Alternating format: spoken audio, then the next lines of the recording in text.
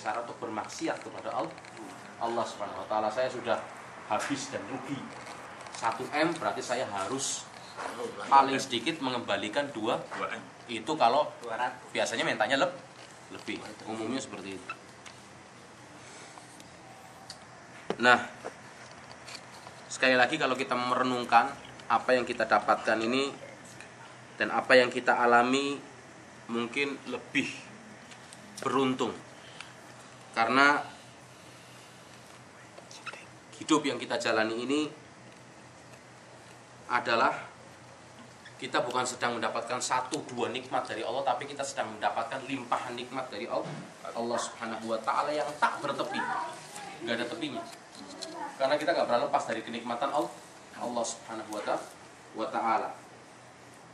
Dan bahkan seandainya saja hari ini kita masih merasakan kesehatan yang ada pada badan kita, diri kita, keamanan yang masih kita rasakan, memiliki bekal cukup, ya kan? Itu sudah merupakan kenikmatan yang sangat-sangat besar yang Allah limpahkan kepada kita semua.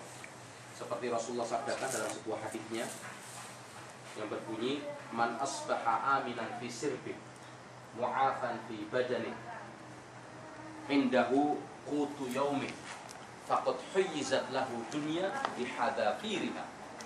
Kata Rasulullah, siapa yang di pagi harinya mendapatkan keamanan dalam dirinya, bangun tidur, matanya melek atau terbuka dalam keadaan tenang. Kenapa? Gak mikirin utang, rumah gak ngontrak, ya kan, walaupun kecil, sederhana tapi milik sendiri, sambil minum kopi, makan pisang goreng pun nikmat makannya, ya kan? Walaupun makanan-makanan rakyat tapi yang dimakan nikmat karena tenang, nggak punya tanggungan, qanaah, merasa cukup, ya kan? Sifat merasa cukup ini perlu kita tanamkan, ya kan? Rasa syukurnya tinggi, ya kan? Ini keamanan yang kita dapatkan. Badan kita sehat, kata Rasulullah SAW.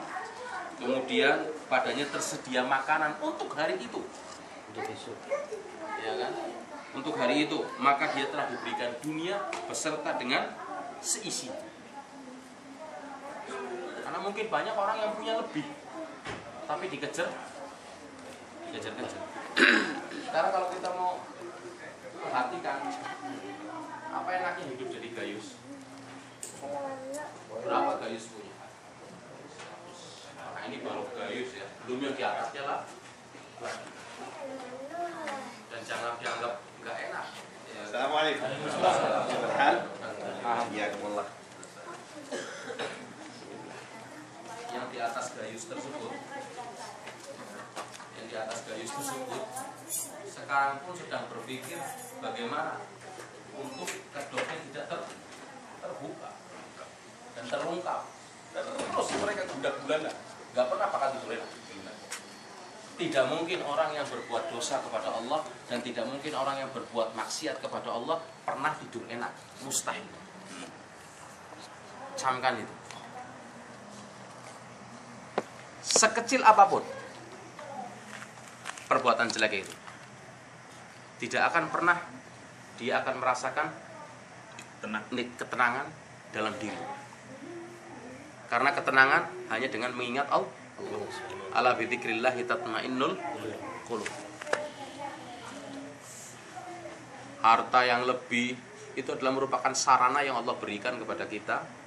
Apakah kita bisa menjadikan sarana tersebut sebagai modal atau sebagai sawah bagi kita untuk panen surga Allah SWT, atau justru malah sebaliknya? Karena kemenangan abadi adalah seperti yang Allah firmankan dalam ayatnya, faman zuhziha 'anil nar wa udkhilal jannah faqad faz. Barang siapa yang dijauhkan dari api neraka dan dimasukkan dalam surga, itulah orang-orang yang mendapatkan kemenangan hakiki. Oleh karena itu dalam surat Ar-Rahman Allah Subhanahu wa taala mengulang firman-Nya sebanyak 31 kali. Antum buka dalam surat Ar-Rahman sebanyak 31 Allah ulang-ulang kalimat itu. Fabi ayyi ala'i rabbikuma tukadziban. Itu 31 kali Allah ulang ayat tersebut untuk memberikan peringatan kepada kita, kepada orang-orang yang tidak mau ingat kepadanya. Maka nikmat Tuhanmu yang manakah, ya kan, yang kamu dustakan? Karena nggak mungkin. Kita ini butuh Allah, bukan Allah yang butuh kepada kita. Kita ini milik Allah, ya kan? Dan ingat, qul inna salati wa nusuki wa mahyaya wa mamati, untuk siapa? Lillah. Salatku, korbanku, hidupku, matiku untuk siapa? Karena kita diciptakan tujuannya adalah untuk beribadah kepada Allah. Kalau ada orang yang mau ibadah kepada Allah, berarti dia adalah orang yang sombong. Dan orang yang sombong tidak mau beribadah kepada Allah, maka tempatnya adalah di neraka yang paling dalam. Nah, jika kita bisa menjadi orang-orang yang selalu ingat akan nikmat Allah, maka insya Allah dada kita akan selalu menjadi lapang. Hidup ini akan dilalui dengan penuh kenikmatan, dan pikiran pun akan selalu tenang, dan diri kita akan merasa bahwa hidup ini telah banyak mendapatkan fasilitas dan kebaikan dari Allah Subhanahu wa taala. Nah, kondisi tersebut akan memudahkan kita semua untuk menata langkah-langkah kehidupan kita ke depan dengan mantap, penuh kesadaran diri dan tidak mudah goyah.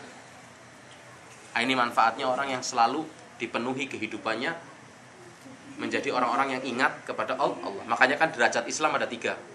Islam, iman, dan ihsan. Ihsan itu artinya apa sih? Anta'budallah ka'annaka tara fa illam takun tara fa innahu yara. Engkau beribadah kepada Allah seakan-akan engkau melihat Allah, kalau tidak engkau merasakan bahwasanya Allah selalu mengintai dan melihat segala gerak-gerik dan perbuatan kita. Nah, tentu bedanya jika kita, atau yang selalu kita ingat adalah kesulitan-kesulitan hidup kita, ya kan, kesusahan yang selalu kita ingat, serta nestapa, problem, ya kan, saya kok hidupnya kok apes terus ya gitu, ya kan, kayak gitu. Padahal sebenarnya tidak pantas, ya kan, seorang muslim mengatakan gitu. Tapi seorang muslim keadaannya adalah dia mengucapkan alhamdulillah fi kulli hal, dalam segala